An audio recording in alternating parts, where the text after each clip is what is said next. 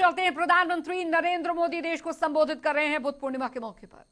आपसे मिलने, आप सभी से आशीर्वाद लेने का अवसर मिलता रहा है। 2015 और 2018 में दिल्ली में और साल 2017 में कोलंबो में मुझे इस कार्यक्रम से जुड़ने का, आपके बीच आने का मौका मिला था। हाँ, इस बार परिस्थितियां ही कुछ और हैं, इसलिए आमने सामने आकर के आपसे मुलाकात नहीं हो पा रही। साथियों, भगवान बुद्ध का वचन है, मनो पुब्बम गमा धम्मा, मनोसेट्टा मनोमया। यानी धम्म मन से ही होता है, मन ही प्रधान है, सारी प्रवृत्तियों का अगुवा है। इसलिए आपका और मेरा मन का जो जुड़ाव है, उसके कारण सशरीर उपस्थिति की कमी उतनी महसूस नहीं होती। आपके बीच आना बहुत खुशी की बात होती, लेकिन अभी हालात हमें वो परमिट नहीं करते हैं और इसलिए दूर से ही टेक्नोलॉजी के माध्यम से आपने मुझे अपनी बात रखने का अवसर दिया। इससे बढ़कर के संतोष और क्या हो सकता है। साथियों, लॉकडाउन की इस विकट परिस्थितियों में भी वर्चुअल बैसाख बुद्ध पूर्णिमा दिवस समारोह, इसके इस आयोजन के लिए अंतर्राष्ट्रीय बौद्ध संघ प्रशंसा के पात्र है। आपके इस अभिनव प्रयास के कारण ही इस आयोजन में विश्व भर के लाखों अनुयायी एक दूसरे के साथ जुड़ रहे हैं। लुम्बिनी, बोधगया, सारनाथ और कुशीनगर के अलावा श्रीलंका के श्री अनुराधापुर स्तूप और वासुदेवा मंदिर में हो रहे समारोहों का इस तरह एकीकरण कितनी अद्भुत कल्पना है, कितना सुंदर दृश्य है। हर जगह हो रहे पूजा कार्यक्रमों का ऑनलाइन प्रसारण होना अपने आप में अद्भुत अनुभव है।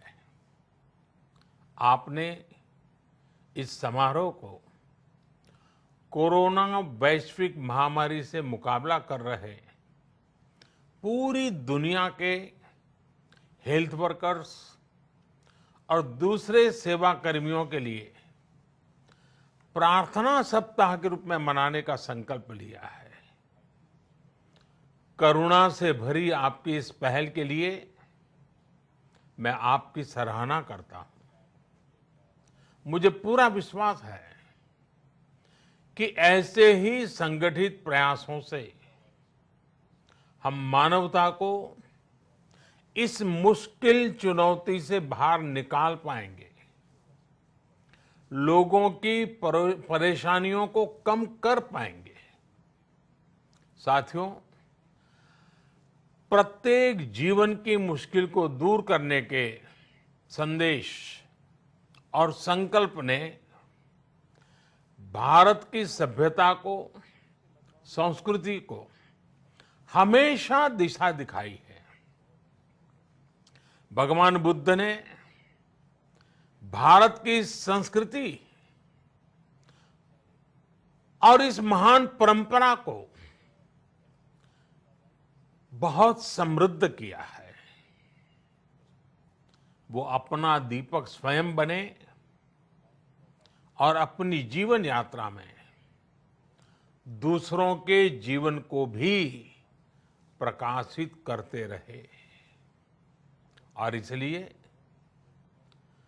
बुद्ध किसी एक परिस्थिति तक सीमित नहीं है, किसी एक प्रसंग तक सीमित नहीं है।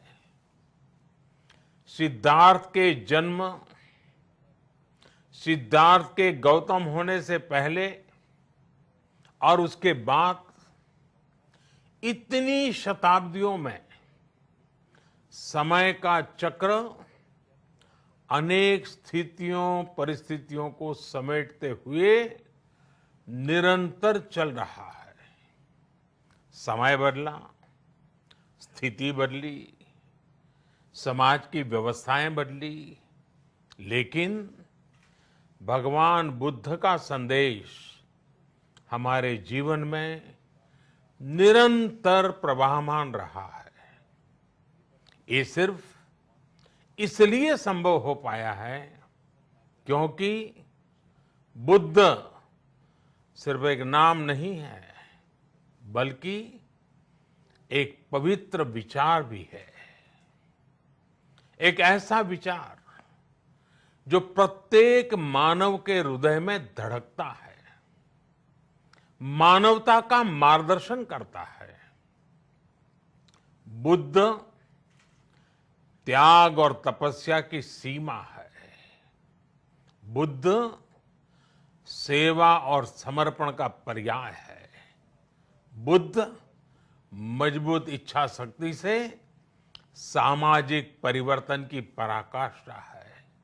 बुद्ध वो है जो स्वयं को तपाकर, स्वयं को खपाकर, खुद को न्योछावर करके पूरी दुनिया में आनंद फैलाने के लिए समर्पित है।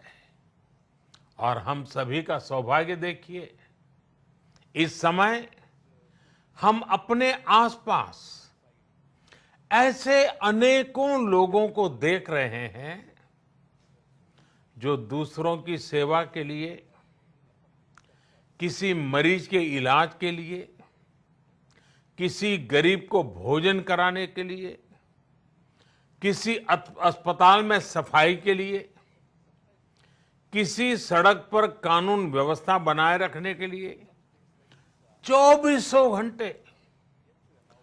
चौबीसों घंटे काम कर रहे हैं।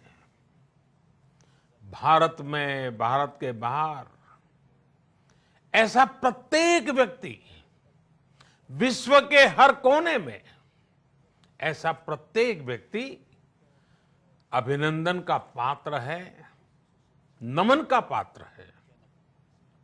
साथियों, ऐसे समय में जब दुनिया में उथल पुथल है, कई बार दुख, निराशा, हताशा का भाव बहुत ज्यादा दिखता है, तब भगवान बुद्ध की सीख और भी प्रासंगिक हो जाती है।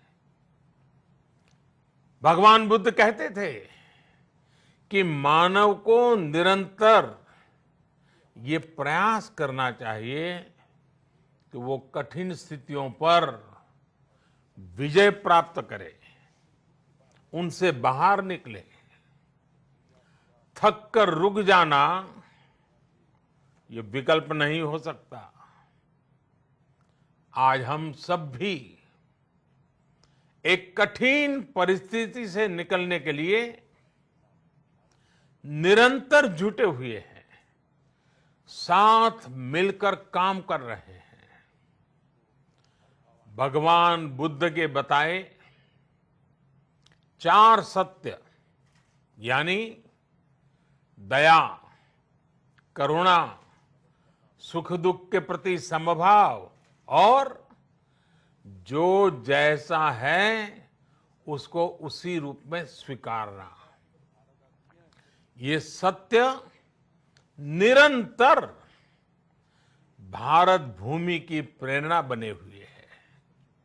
आज आप भी देख रहे हैं कि भारत निस्वार्थ भाव से बिना किसी भेद के अपने यहां भी और पूरे विश्व में कहीं भी संकट में घिरे व्यक्ति के साथ पूरी मजबूती से खड़ा है।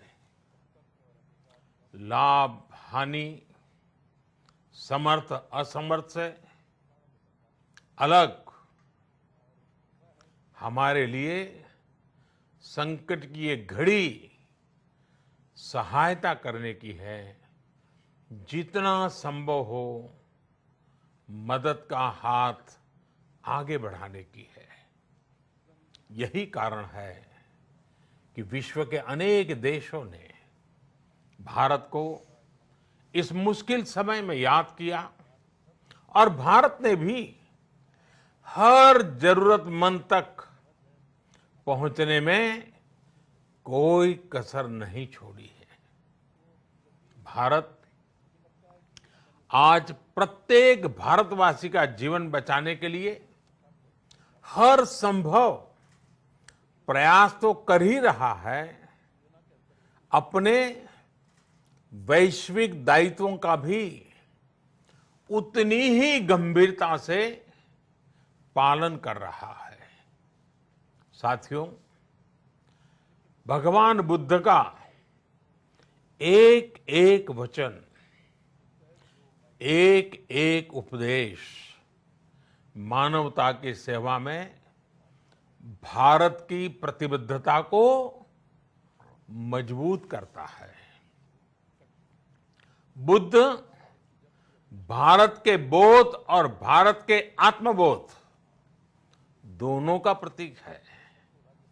इसी आत्मबोध के साथ भारत निरंतर पूरी मानवता के लिए, पूरे विश्व के हित में काम कर रहा है और करता रहेगा।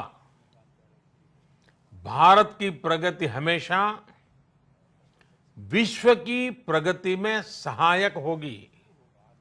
साथियों, हमारी सफलता के पैमाने और लक्ष्य दोनों समय के साथ बदलते रहते हैं, लेकिन जो बात हमें हमेशा ध्यान रखनी है वो ये कि हमारा काम निरंतर सेवा भाव से ही होना चाहिए।